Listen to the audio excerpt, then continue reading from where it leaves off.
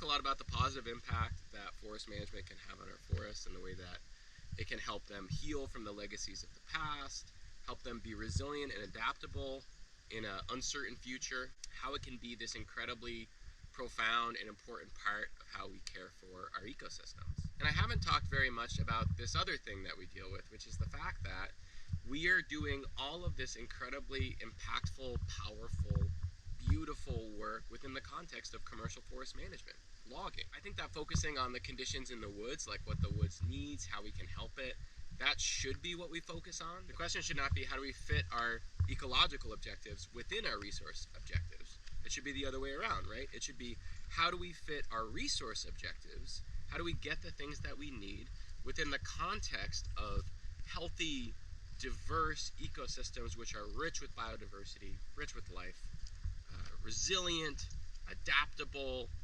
healthy. I don't want to shy away from the fact that the wood that we produce during forest management is one of the most impactful, if not the most impactful part of the work that we do. As we live our lives, it's important to remember that everything we consume, everything we wear, everything we eat, that all comes from somewhere. And a lot of times it comes from somewhere far away where we don't have any control over what went into the extraction of that resource, the ecological and human costs of producing it. We will always need to consume stuff, and the stuff that we consume will always have an impact on ecosystems and peoples somewhere. The question is not if we want to have an impact. The question is, what do we want that impact to be?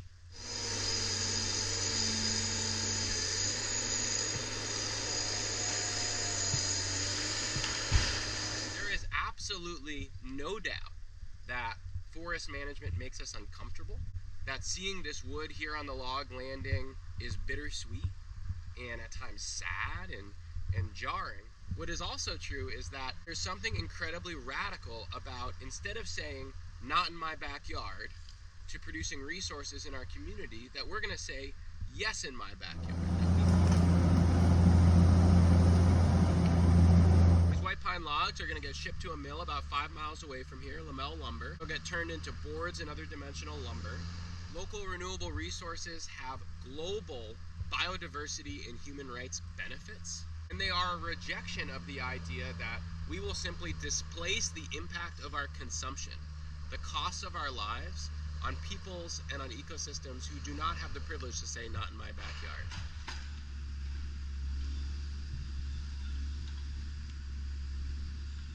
The question is not if we want to impact ecosystems, if we want to consume resources. The question is, how do we do that in a way that we can be proud of?